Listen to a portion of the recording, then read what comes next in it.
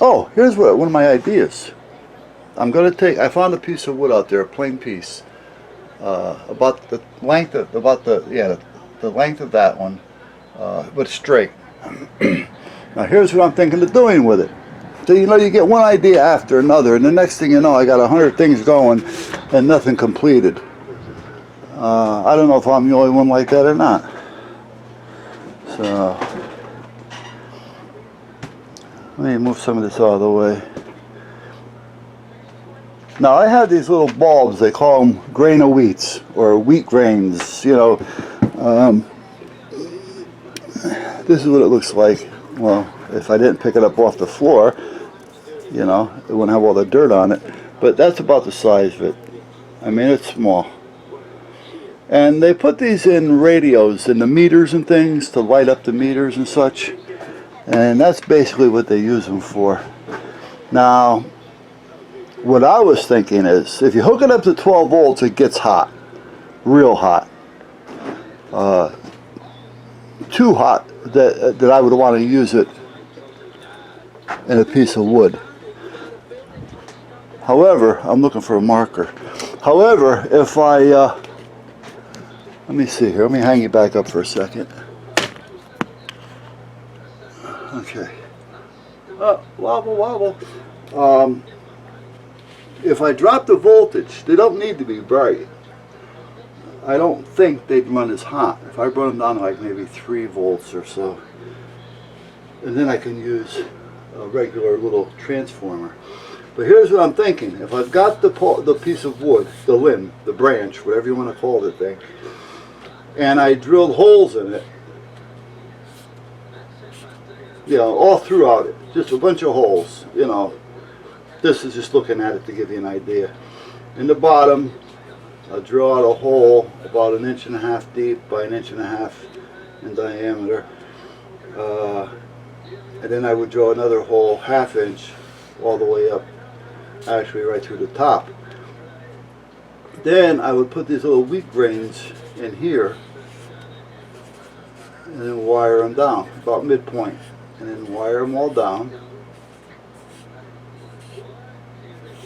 And again, just put them in about midpoint, not at the end, but close.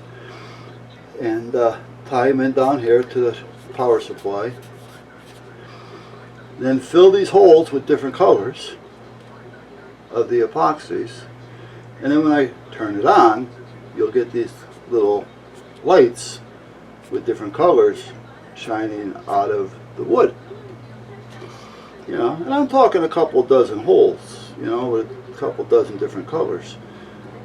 And then I can also have a switch on this, so if I switch it one way, it'll light up a regular 12-volt light bulb, with a shade, and if I flip it the other way, it'll just light up the outer little hole lights that I just did.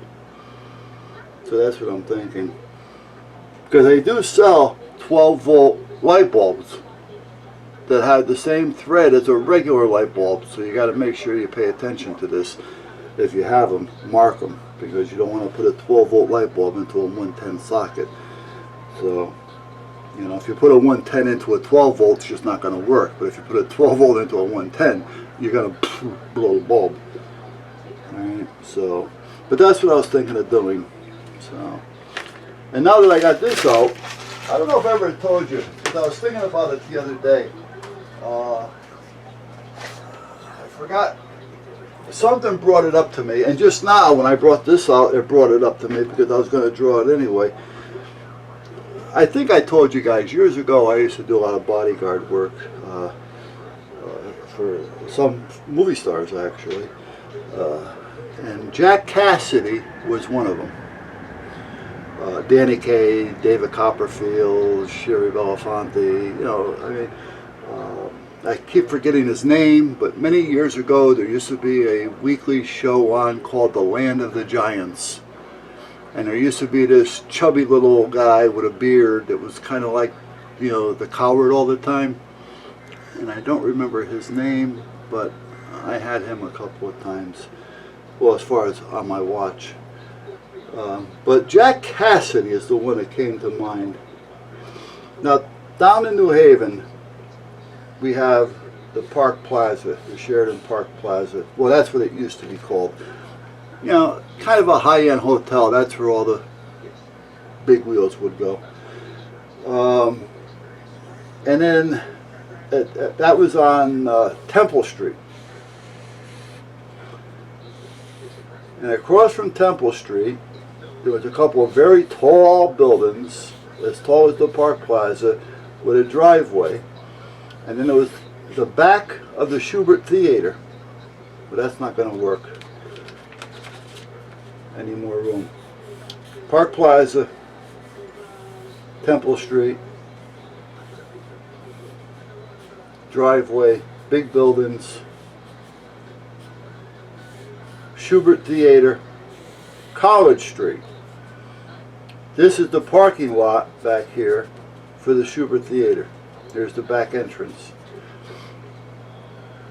On the front, the Schubert Theater's entrance stands back about 100 feet from the road, so it's not right on the road. From the Park Plaza to there, it's about the same distance. Trumbull Street, or Temple Street rather, is a one-way but 2 lanes. Then you have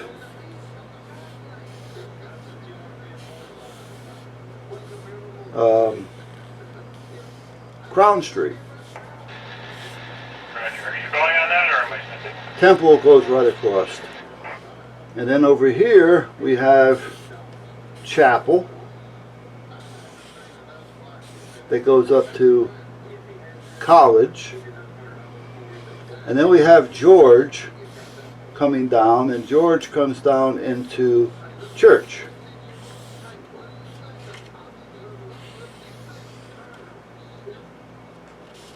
So this is George Street. George Street is a one-way coming down. Crown is a one-way going up. Temple is a one-way going to the left. Church is a one-way going to the right. Chapel is a two-way. College is also a one-way going to the left.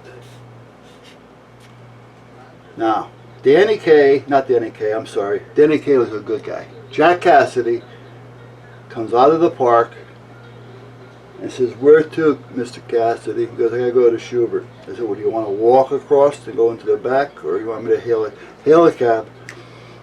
So we call a cab, the cab pulls in, jumps in, and away we go. Come to the traffic light here. Well, we can't go this way. If we go this way, which is okay here, but we can't go back to get him into the Schubert Theater. The only way to get to that Schubert, to drop him off in front where he wants to be dropped off, is we got to come down College Street in the direction that it wants to be. So we have to go, or the driver has to go down Temple to George, down George to Church, Church to Chapel, Chapel to College, College to the Schubert Theater. Well, once the driver goes through that light, Jack asshole says, "What are you doing?" "I gotta go up there." "Yeah, but it's a one-way, sir." Well, it's a one-way going the way I gotta go." "No, but you want to go to the front door of the Schubert Theater, and College Street is a one-way coming out, so we can't turn." "Oh, yeah, right. You're just looking. Run up the tab. Sure. You know." And it gets done. We do him up there. We get to here, to where he's supposed to be. Now he can see what we're talking about here, but he's too full of himself to think about that. It came to 90 cents. Now I don't know if I told you this before or not. The cab ride was 90 cents. He hands the driver $1 and waits for his 10 cents change. Now the driver is looking for it, but he's also waiting to hear, "No, keep it." You know what I mean? So he's kind of like taking his time a little bit. And he gets the dime and he goes and puts it out. Cassidy grabs it and gets out of the cab and he's going to leave this guy hanging for 90 cents. He didn't even want to give him a 10-cent tip because he thought he was getting being taken for a ride. You know, literally out of pocket ride. So as I'm getting out of the cab, I threw the driver a buck. And, you know, I'm like, yeah, he says, I know. All right. He says, you know, there's one in every bunch. So Cassidy now starts to walk towards the Schubert. And I'm not even done or out of the cab completely. I said, hold on. He turns around and says, what's the matter? He goes, you wait for me. You know, I mean, that's what I'm there for, to protect his ass. Not to follow him around like a little duckling. So you wait for me. And so he sits there and he's like, he's really pissed, but he's waiting. I get out of the cab, I said, let's go. So now he's walking alongside of me. Maybe a step in front of me, which is fine. But at that point, you always want to keep them within an arm's length. So if you got to grab them, you can. So that's where I always wanted to keep my job in front of me, arm's length away. So we get inside the Schubert. We get in back. He gets to his dressing room. When he gets to the dressing room, it's my job to make sure the dressing room is okay. Once it's cleared, I leave. So I said, okay, Mr. Cassidy. I keep saying Danny K. It's not Danny K, it's Jack Cassidy. Danny K was the nicest guy in the world. Anyway, okay, Mr. Cassidy, it's time for me to leave. Anytime you want me to be back or pick you up. He goes, I'll have them call you. By the way, pick me up a bottle of water. I'm not your water boy. I says, my job is done. You want a water boy? You call him on the phone. All right, and I walked out the door. And I heard from him one more time after that. And then at that point, I actually kind of told him off.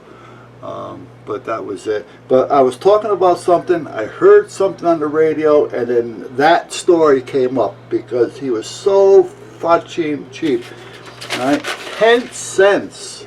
He was waiting for his 10-cent change from the cab driver, and argued all the way that the cab driver's taking him for a ride.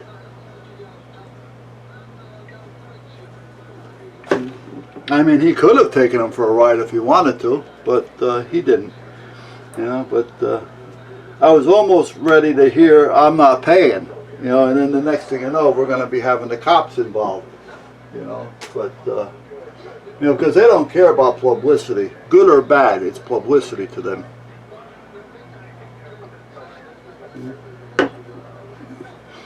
Danny K. Not Danny K. I'm sorry. Jack Cassidy gets an argument with cab driver over 10 cents. So anyway, so much for that. Danny K. was a totally different person. You go to Schubert with him, come on in and have coffee with me. All right. He says, come on in and have coffee. So, you know, I got to go in anyway with him to get into his room and clear it. And get in there and you go, okay, let's go to the cafeteria.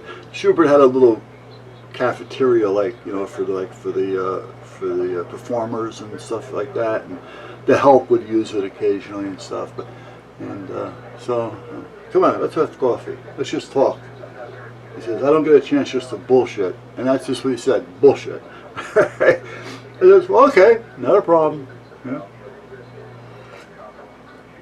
He says, you got to go anywhere. I understand. This is not your job. He says, but you know, I said, no, that's fine. I said, enjoy your company. So we sat there and bullshitted, and you know, there's other stars walking around. Janet Lee Curtis was there. You know, she comes up. You know, how you doing, Danny? Yeah, oh, by the way, this is Buzz. You know, he's my babysitter today. I go, well, I was his babysitter. All right, now I guess I'm his coffee companion. You know, she giggled and you know, she said, oh, have a good day. All right. So I mean, it was just a totally different guy, different atmosphere. David Copperfield was a little bit different story. Depending on the day and the need. If it was a day that it was going good for him, then everybody was fine. If the day was going bad for him, everybody heard about it. If he needed you for something, you're his best buddy.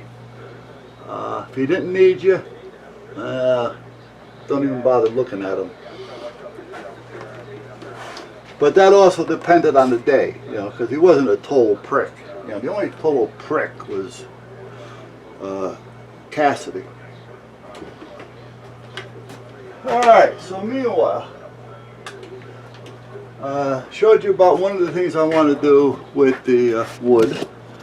Meanwhile, I got to find something to do with this. Oh, how's our out here doing? We've been getting some lousy weather lately. Let's see if it's made any changes on our test boards.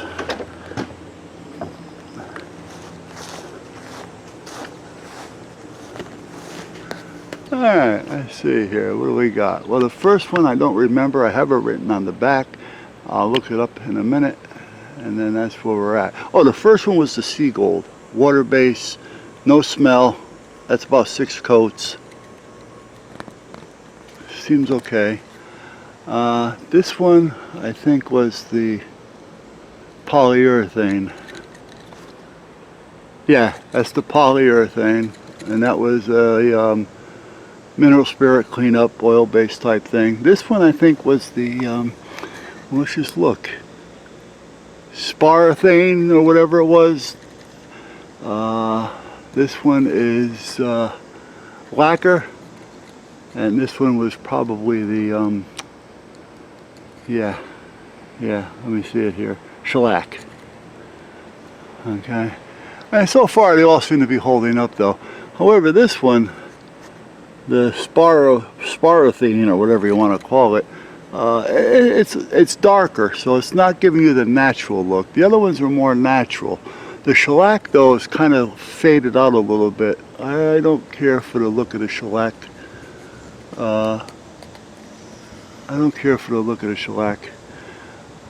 This one is holding up okay. I just don't like it not giving you the true color of the wood.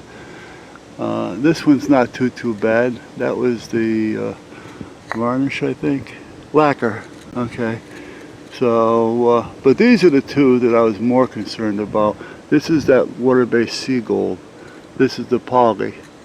And I'm usually a fan of the polyurethane, to be honest with you, but I figure I'd just let it hang out there and see what happens. And the same with these test sticks. These only have 2 on here, which is the Sea Gold and the poly on both of these. And again, these seem to be holding up okay. Well, this one doesn't look too good up there, but we'll see what happens over time. See if it starts to lift underneath, or see what happens. Now those scrap pieces of wood that I told you I had outside that I kept pouring whatever leftover resin I had, well, that's what these are. These are just the scrap pieces that I kept pouring whatever leftover I had on them. And that's what they're just sitting there for now until I decide what to do with them. Alright, that's it. And I think I'm getting a flat tire. Yes, I am. I think it's time for a new rim. I filled it up twice and it keeps going down. I may put a sealant in there and then fill it up one more time. And or first, maybe I'll just take it off, fill it up, and see if it's leaking around the bead. That'll be something I could do tomorrow.